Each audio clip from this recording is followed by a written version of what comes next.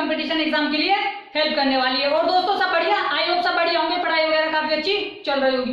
तो दोस्तों हमने वर्बल इंजीनियरिंग के 3 चैप्टर कंप्लीट पढ़ लिए हैं और जो 14 चैप्टर पढ़ रहे हैं वो है सीटिंग अरेंजमेंट यानी बैठक व्यवस्था क्रम। अगर आप चाहते हो मुझसे ऐसे ही कंप्लीट इंजीनियरिंग सब्जेक्ट पढ़ना तो आप मेरे चैनल को सब्सक्राइब कर ले। नीचे रेड कलर का सब्सक्राइब बटन है, उस पर क्लिक करें और बेल आइकन को दबा दें, जिससे क्या होगा जो मेरे आने वाले वीडियोस है उनकी नोटिफिकेशन आप तक आ जाएगी। और दोस्तों अगर आपके कोई फ्रेंड सर्किल में, नेबर सर्किल में, ब्लड सर्किल में या आपके सोशल मीडिया पर कोई भी कंपटीशन एग्जाम, रिप्लेसमेंट एग्जाम या सीटी एग्जाम की तैयारी कर रहा है तो आप हमारे वीडियोस को जरूर शेयर करें। तो दोस्तों हमने वर्बल इंजीनियरिंग के 3 चैप्टर कंप्लीट कर लिए हैं, 14 चैप्टर पढ़ रहे हैं सीटिंग अरेंजमेंट। इस चैप्टर की काफी क्लासेस पीछे हो चुकी है। जो विद्यार्थी आज की क्लास को देख रहा है मेरा उससे विशेष अनुरोध है कि जाके वो पहले पीछे की क्लास को देखे। क्यों देखे? क्योंकि एक सीटिंग अरेंजमेंट को सोल्व करने के लिए हमें किन बेसिक चीजों की आवश्यकता होती है वो मैंने पीछे की क्लासेस में काफी अच्छे से पढ़ाया है। तो दोस्तों शुरू करते हैं आज की क्लास को। दोस्तों मोबाइल को हॉरिजॉन्टल मोड पे लेके देखें ताकि चीजें आपको अच्छे से दिखाई दे। तो दोस्तों हमने पिछली क्लासेस में 67 क्वेश्चन डिस्कस कर लिए हैं सीटिंग अरेंजमेंट के। आज की क्लास में हम 68वें क्वेश्चन को डिस्कस करेंगे।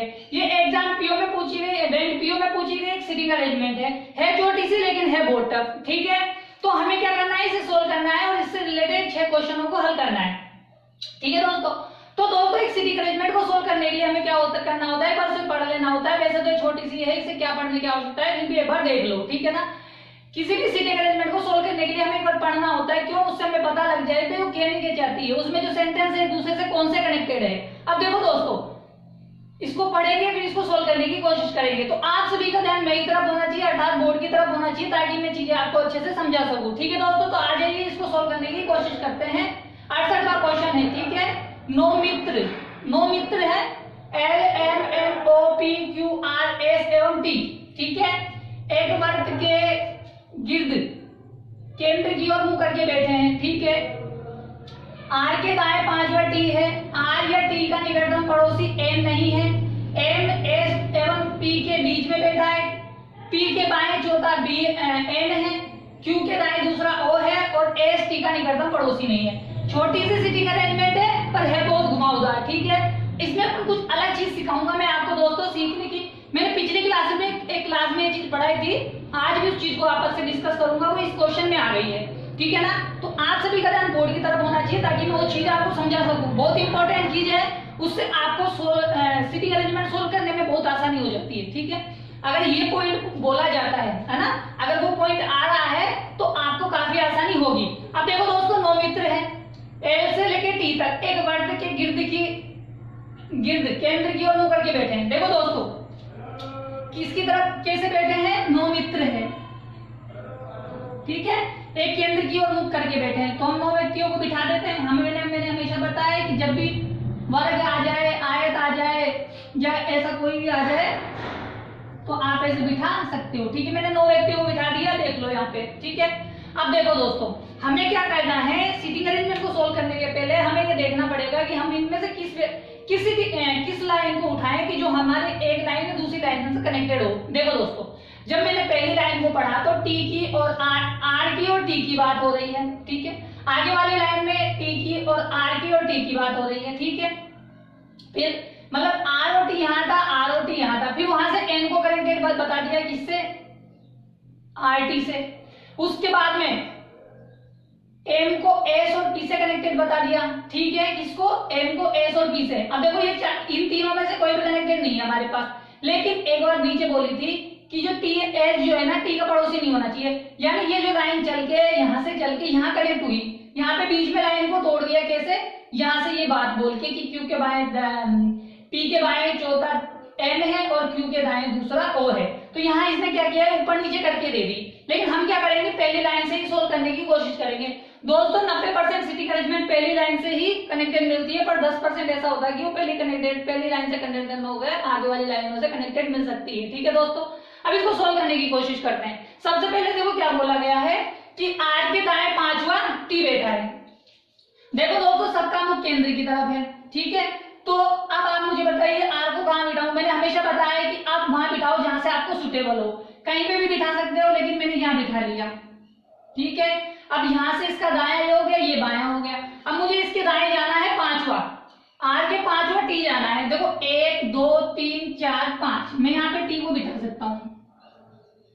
यहां तक बात समझ में आई कि जहां आपकी इच्छा हो आप पहले कैंडिडेट को मान सकते हो और उसके आधार पे आप बिठा सकते हो, लेकिन सबसे अच्छा है कि आप यहाँ मानो, यहाँ से आपको चुनना आसान होगा, राइट वाला लेफ्ट वाला।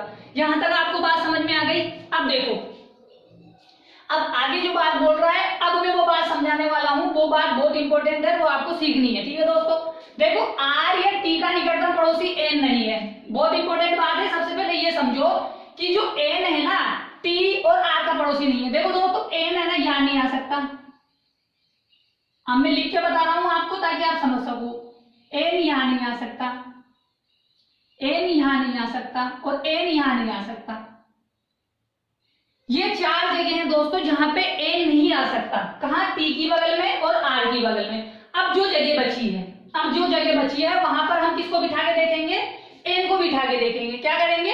एन को बिठा के देखेंगे। अब देखो दोस्तों, सबसे पहले हमारे पास एक जगह ये बची हुई है, तो हमने क्या किया? एन को यहां बिठाया, एन को यहां बिठा दिया। अब एन को जब यहां बिठा दिया तो हमें एक आगे लाइन बोली गई थी। क्या लाइन बोली गई थी? कि पी के बाएं चौथा एन बैठा है। किसके? पी के बाएं चौथा एन बैठा है। जहां पर हमारे पास अगर पी कहीं बैठ जाता तो हम पी के बाएं चल जाते, लेकिन हमारे पास तो पहले से ही एन बैठा, हमने बिठा लिया। ये बात मैं जो सिखाना चाह रहा हूं वो ये है कि मैं पी को न बिठा के पहले एन को बिठा रहा हूं। क्यों? क्योंकि मैं चाहता हूं कि भाई हमें ये जो कनेक्टेड लाइनें चल रही है उनसे कनेक्टेड चीजें मिल जाए। तो हमारे पास एन था तो एन को हमने यहाँ बिठा लिया, क्योंकि भाई एन यहाँ नहीं आ सकता, यहाँ नहीं आ सकता, यहाँ नहीं आ सकता, यहाँ नहीं आ सकता। एन यहाँ आ सकता है, एन यहाँ आ सकता है और एन यहाँ आ सकता है। इन जगहों को भी देखेंगे, पहले इस जगह को देखेंगे। ठीक है, एन को मैंने यहाँ लिया। अब एन को यहाँ लिया, एक बात बोली गई कि पी के बाएं चौथा एन है। अब देखो, पी के बाएं बिठाना था, पहले पी को बिठा दे तभी तो एन को बिठा दे। अब लेकिन जब हमारे पास पी नहीं है तो पी के बाएं जाते हम, जब पी के बाएं जाते तो हमें एन मिलता। तो अब हम एक काम करेंगे, हम पी के बाएं न जाके एन के दाएं जाएंगे। देखो, एन के दाएं जाएंगे तो हम पी पे पहुंच सकते हैं। आपको समझ में आ जाएगा। अभी देखना, यहाँ पे एन बैठा है, अब एन के मुझे दाएं जाना है, एन के दाएं चौथा जाऊं, पी के बाएं चौथा एन है।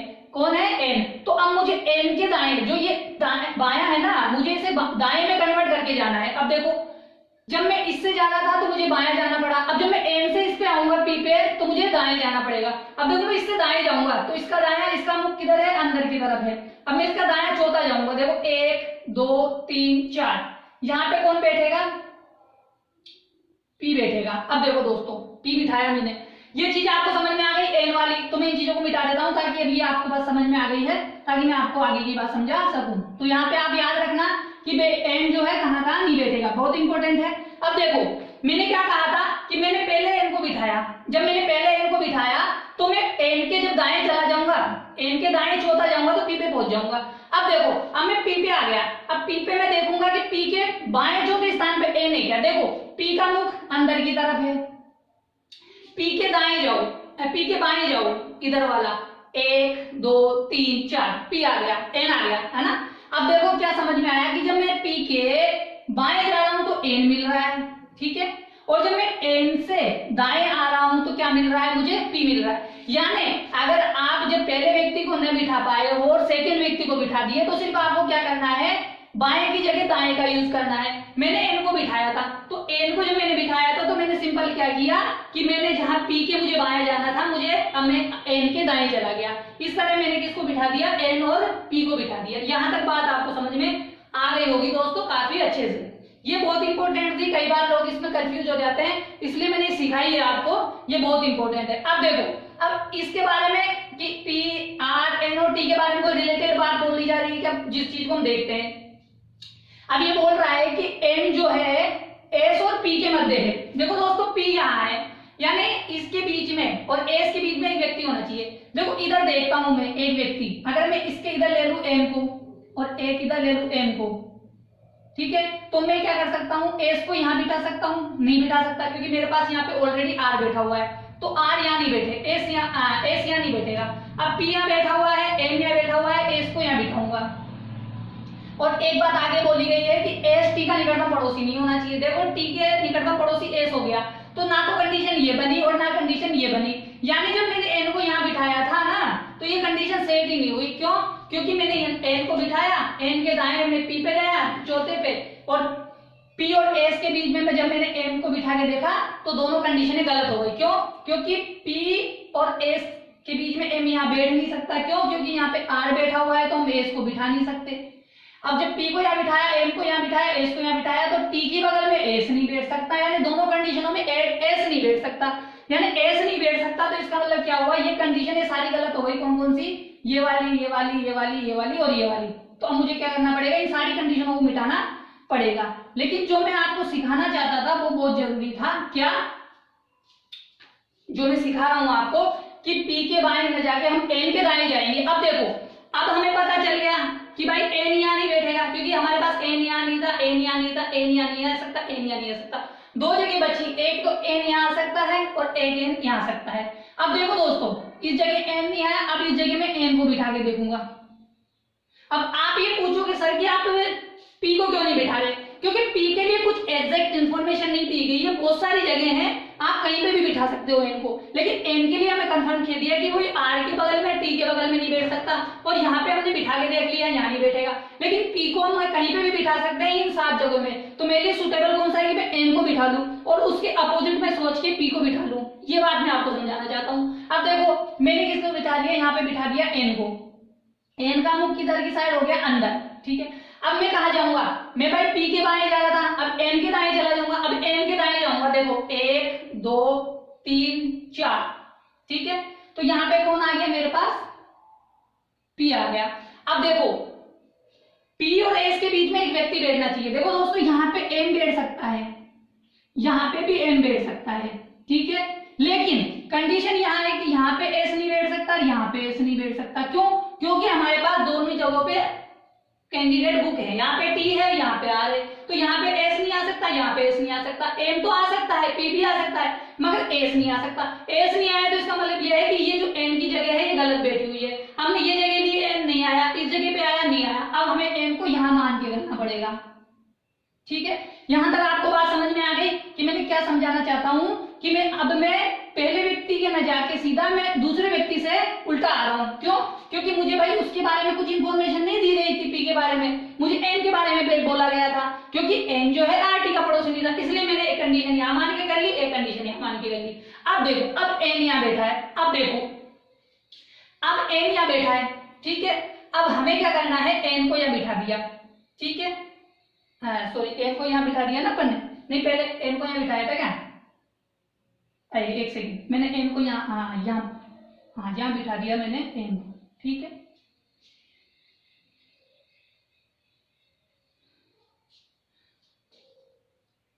एन के दाएं 1 2 3 4, यहाँ पे आ गया पी। पी और एस के बीच में एक व्यक्ति था जो आ नहीं रहा था। अब हमें क्या करना पड़ेगा, एन को यहां बिठाना पड़ेगा।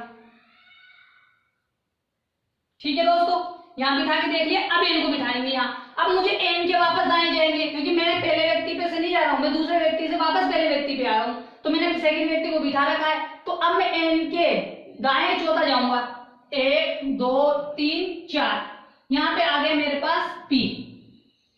ठीक है, अब हम इस चीज को सोल्व कर सकते हैं कि पी और एस के बीच में एक व्यक्ति है। ठीक है, यहां पर एम आ जाएगा और यहां पर एस आ जाएगा। तो ये बात मैं आपको सिखाना चाहता था दोस्तों कि जब हम पहले व्यक्ति को न बिठा के दूसरे वाले व्यक्ति को बिठा दें। क्यों? क्योंकि हमारे पास पी की इंफॉर्मेशन नहीं थी, हमारे पास इंफॉर्मेशन एन की थी। इसलिए मैंने आपको 3 जगह बताई एन की, जिसमें से 2 जगह पे एन नहीं बैठ सका, मगर इस जगह तीसरी जगह पे एन बैठ गया। यहां तक आपको समझ में आ गई होगी, बातें बहुत जरूरी थी। ठीक है, अब एक लाइन बची है, उसे सोल्व करेंगे, आंसर आ जाएगा। क्यू के दाएं दूसरा ओ है। देखो दोस्तों, हमारे पास जगह इधर कोई सी नहीं बची, सिर्फ ये बची। देखो दोस्तों, अगर मैं क्यू को यहां बिठा दूं तो क्यू का दायां इधर जाएगा, तो दूसरा स्थान कहां बनेगा, 1 और 2। यहां तो टी बैठा हुआ, मैं क्यू को नहीं बिठा सकता यहाँ। तो मेरे लिए जगह कौन सी बचेगी, ये जगह बचेगी इनके बीच में। तो क्यू के जब मैं दाएं जाऊंगा तो मैं किसको बिठा सकता हूँ, ओ को बिठा सकता हूँ दूसरे स्थान पर। तो देखो, क्यू का मुख अंदर की तरफ, सबका मुख अंदर की तरफ है। वैसे तो कहने की आवश्यकता ही नहीं है, क्योंकि क्वेश्चन में पहले ही कह दिया गया है। ठीक है ना, अब मैं क्यू के दाएं दूसरे स्थान पे जाऊंगा तो ओ को बिठा सकता हूँ। अब जो नहीं व्यक्ति आया है उसको हम यहाँ पे बिठा देंगे बची हुई जगह पे। देखो कौन नहीं आया है, P Q R S T, और कौन है, सॉरी एल से लेना था ना, तो एल नहीं आया हमारे अब देखो एल आ गया, M N O P Q R S T, ऐसे करके हमारे पास 9 लोग बैठ गए हैं। छोटी सी सीटिंग अरेंजमेंट थी पर काफी चीजें घूमी हुई थी। क्यों? क्योंकि इसमें हमें जो एन के बारे में, पी के बारे में जो इन्फॉर्मेशन दी गई थी ना, वो बहुत ही घुमा के दी गई थी। अगर हम उन चीजों को ध्यान से ना देखेंगे, एक दो लाइनों को ना पकड़ेंगे, तो हम चीजों को सोल्व नहीं कर सकते हैं। तो दोस्तों आई होप आपको समझ में आ गई होगी किस प्रकार व्यक्तियों को बिठाया गया है, 9 व्यक्तियों को। अब इससे रिलेटेड जो एग्जाम में क्वेश्चन पूछे गए हैं, हम उनको हल करेंगे। ठीक है दोस्तों, बताइए कि एम के दाएं दूसरा कौन बैठा है? बताइए एम के दाएं दूसरा कौन बैठा है? एम का मुख अंदर है, एम का दायां इधर, दाएं स्थान कौन सा है? दूसरा ये है। तो एम के दाएं दूसरे स्थान पर कौन बैठा हुआ है? हमारे पास आर बैठा हुआ है। आई होप दोस्तों समझ में आ गया कि आर, एम के दाएं दूसरे स्थान पर कौन बैठा हुआ है? एम के दाएं दूसरे स्थान पर आर बैठा हुआ है। आ गया है समझ में दोस्तों क्वेश्चन? आप इसका स्क्रीनशॉट ले लो ताकि अपन आगे वाला क्वेश्चन कर सके। आप इसका स्क्रीनशॉट ले लो दोस्तों।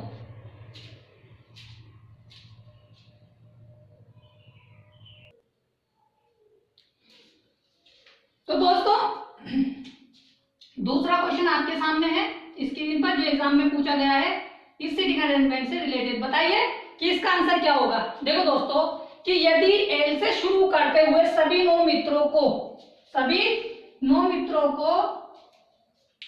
को दक्षिणावर्त दिशा में अंग्रेजी वर्णमाला के अनुसार क्रम में बिठाया जाए तो कितने मित्रों का स्थान अपरिवर्तित रहेगा एल को छोड़ के? देखो दोस्तों सबसे पहले तो ये बात समझो कि दक्षिणावर्त का मतलब क्या होता है। जब भी क्वेश्चन आ जाए एग्जाम में कि दक्षिणावर्त बिठाना है या फिर वामावर्त बिठाना है, 2 दिशा बोलता है, दक्षिणावर्त या वामावर्त। दक्षिणावर्त का मतलब होता है जो घड़ी की सुई होती है, जो जिस दिशा में चलती है, इसे दक्षिणावर्त कहते हैं। और वामावर्त यानी उल्टी दिशा में चलना। तो यहाँ पे दक्षिणावर्त यानी हमें क्या चलना है? सीधी दिशा में चलना है। अब चलना कहां से है? एल से है। तो एल से शुरू करेंगे तो L, M, N, O, P,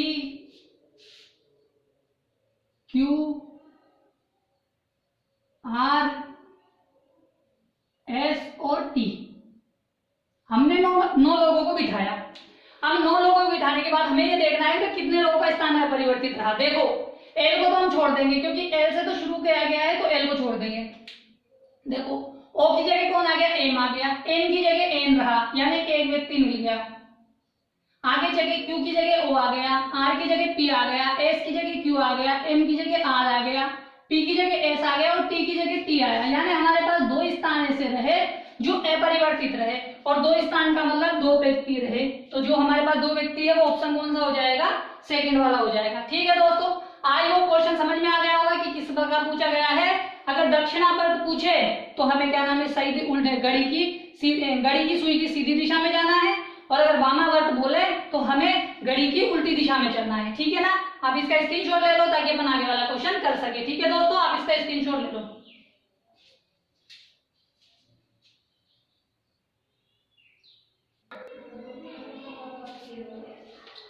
तो दोस्तों तीसरा क्वेश्चन आपके सामने है स्क्रीन पर, जो इस सीटिंग अरेंजमेंट से रिलेटेड है। बताइए कि इसका आंसर क्या होगा।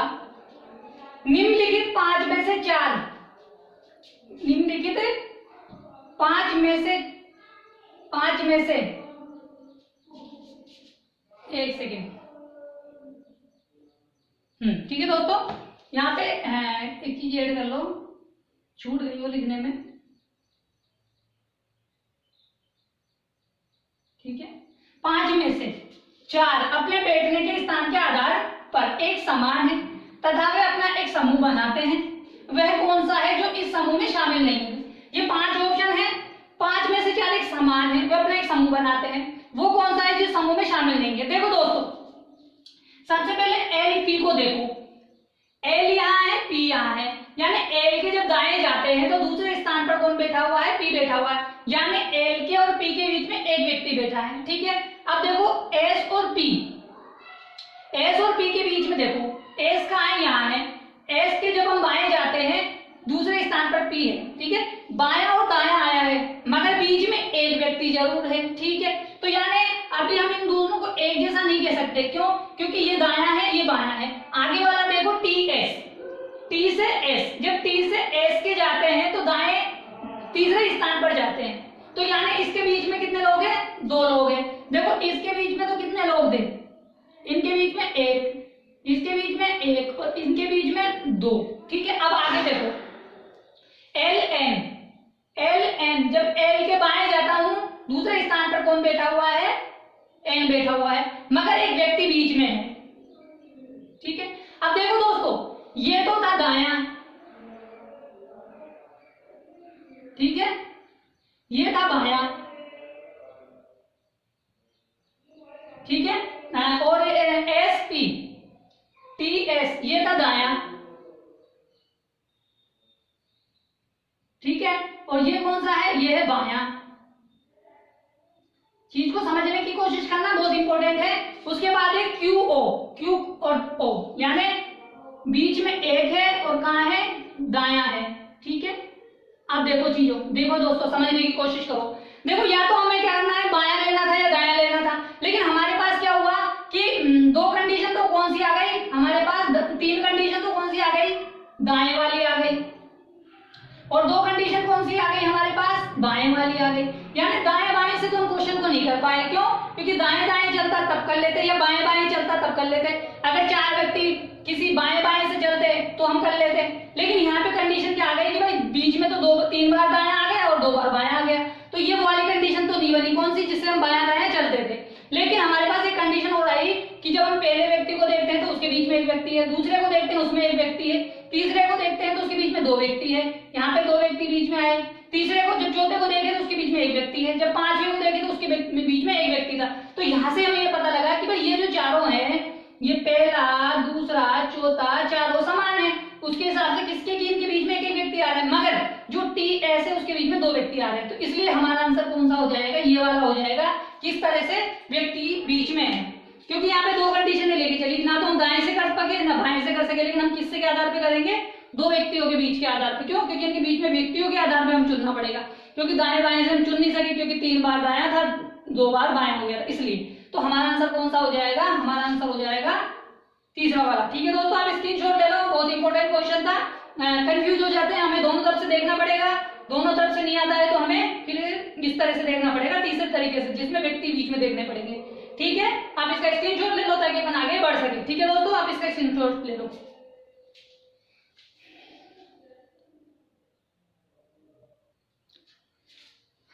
तो दोस्तों चौथा क्वेश्चन स्क्रीन पे आपके सामने है, सीटिंग अरेंजमेंट से रिलेटेड। इसका आंसर दीजिए। बताइए कि एम से शुरू करते हुए, किससे? एम से शुरू करते हुए वामा दिशा में, वामा दिशा का मतलब उल्टी दिशा, घड़ी की उल्टी दिशा, घड़ी की सुई चलती है इस दिशा में, हमें जाना है इस दिशा में, वामावर्त यानी वामा दिशा में। ठीक है, तो हमें क्या जाना है? वामा दिशा में जाना है। तो एम के सापेक्ष में ओ का क्या स्थान है? देखो एम के सापेक्ष में हमें यू जाना है, यहां से यूं मत चले जाना। क्यों? क्योंकि ये तो हमें दक्षिणावर्त चलेगा, क्योंकि दक्षिणावर्त का मतलब सीधी दिशा और उल्टी दिशा का मतलब वामा दिशा। तो हमें यू जाना है। कहां से जाना है? हमें यू जाना है। ठीक है, समझ में आया? हमें यू जाना है। तो एम से हमें ओ जाना है। अब हमें एम से जब ओ में जाएंगे तो हमें एम के दाएं कितने चलने पड़ेंगे? 1 स्थान, 2 स्थान, 3 स्थान, 4 स्थान, 5 स्थान, यानी दाएं से 5वां हमारा आंसर होगा। दाएं से 5वां कहां है? दाएं से 5वां हमारा सेकेंड ऑप्शन है, और सेकेंड ऑप्शन ही हमारा आंसर है। ठीक है दोस्तों, आई होप समझ में आया क्वेश्चन का आंसर क्या होगा? क्वेश्चन का आंसर दूसरा होगा। ठीक है, आप इसका स्क्रीनशॉट ले लो ताकि अपन क्वेश्चन को आगे बढ़ा सके। ठीक है दोस्तों, आप इसका स्क्रीनशॉट ले लो।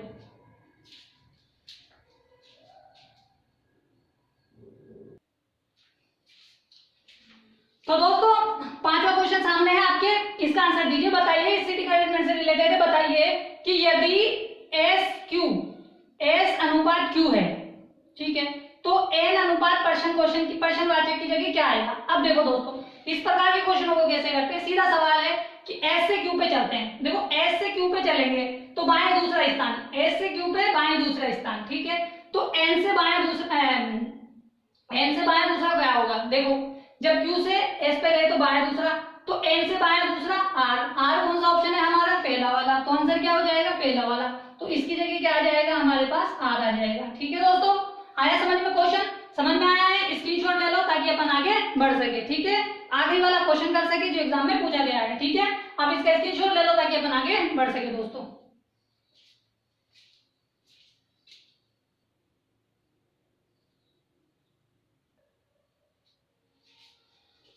तो दोस्तों ये आखिरी क्वेश्चन है जो एग्जाम में पूछा गया है इस सीटिंग अरेंजमेंट से रिलेटेड। बताइए इसका आंसर क्या होगा कि टी के एकदम बाएं कौन बैठा है।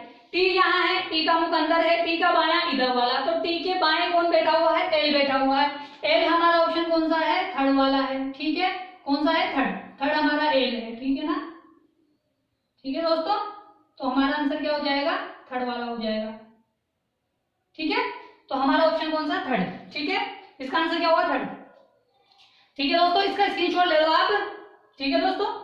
तो आई होप दोस्तों आज की सीटिंग अरेंजमेंट और उससे रिलेटेड क्वेश्चन आपको काफी अच्छे से समझ में आ गए होंगे। तो दोस्तों अगर आप चाहते हो मुझसे ऐसे ही कंप्लीट रीजनिंग सब्जेक्ट पढ़ना तो आप मेरे चैनल को सब्सक्राइब कर ले। नीचे रेड कलर का सब्सक्राइब बटन है, उस पर क्लिक करें और बेल आइकन को दबा दें, जिससे क्या होगा जो मेरे आने वाले वीडियोस है उनकी नोटिफिकेशन आप तक आ जाएगी। और दोस्तों अगर आपके कोई फ्रेंड सर्किल में, नेबर सर्किल में, ब्लड सर्किल में, आपके सोशल मीडिया पर कोई भी कंपटीशन एग्जाम, रिप्लेसमेंट एग्जाम या सीडी एग्जाम की तैयारी कर रहा है तो आप मेरे वीडियोस को जरूर शेयर करें, ठीक है दोस्तों। तो आज की क्लास में हमने सीटिंग अरेंजमेंट का 68वां क्वेश्चन डिस्कस किया है। कल की क्लास में हम आगे वाला क्वेश्चन डिस्कस करेंगे, ठीक है दोस्तों। तब तक के लिए टाटा, बाय बाय, सत श्री अकाल और सलाम वालेकुम दोस्तों। कल मिलते हैं इसी समय, ठीक है दोस्तों।